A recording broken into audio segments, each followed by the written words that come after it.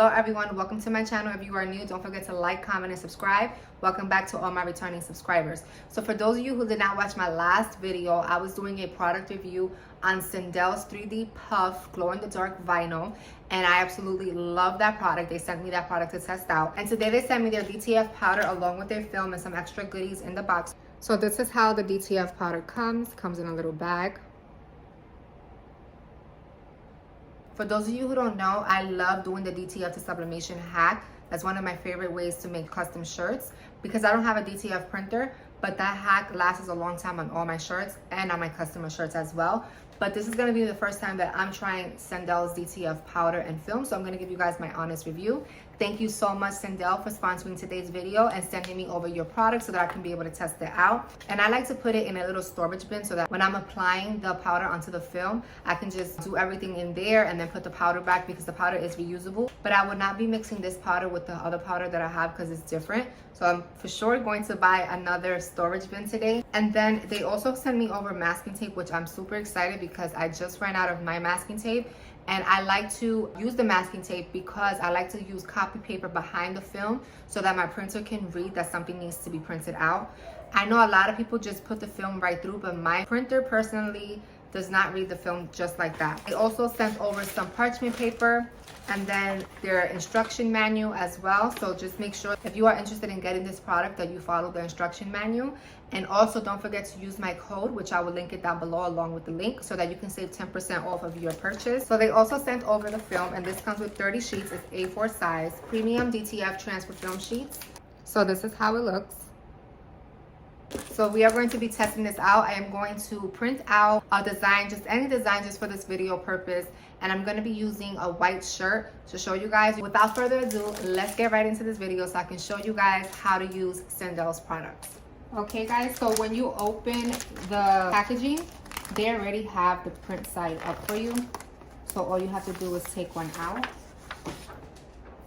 And I'm going to place it on top of my copy paper. Remember, I'm only doing it this way because my printer does not read film. I already tried this one off camera and it's not reading it. I'll show you guys what happened to it, but I'm gonna use this hack because this is the only way my printer could read any type of film with the copy paper in the back and masking tape. So we're just going to add the tape so that it can hold the printer paper. And then we're gonna do the same for the back side. So I'm just going to place this back here, and then I'm going to apply this so that it can read it.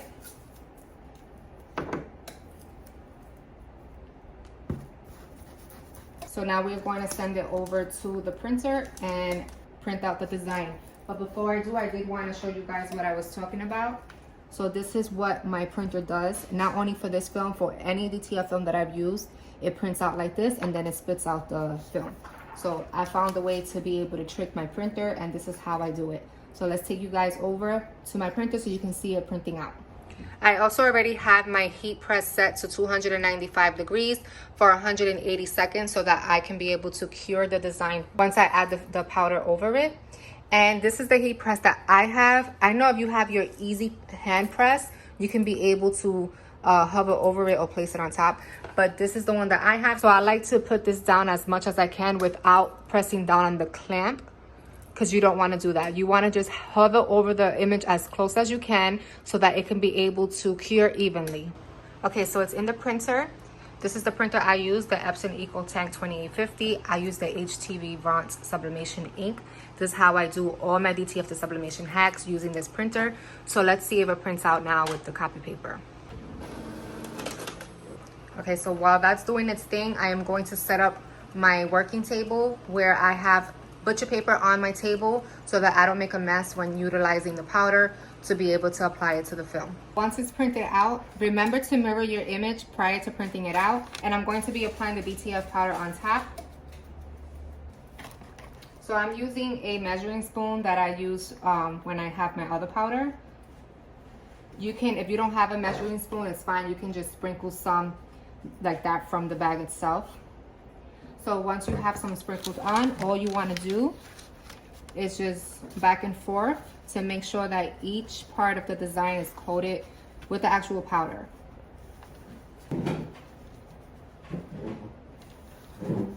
And once that's coated, I'm gonna go ahead and put the powder back into the bag. So I'm gonna remove my measuring spoon. I'm gonna do this one more time just to make sure it's on each part of the design. And then I'm going to bring my bag over here and put the powder right back.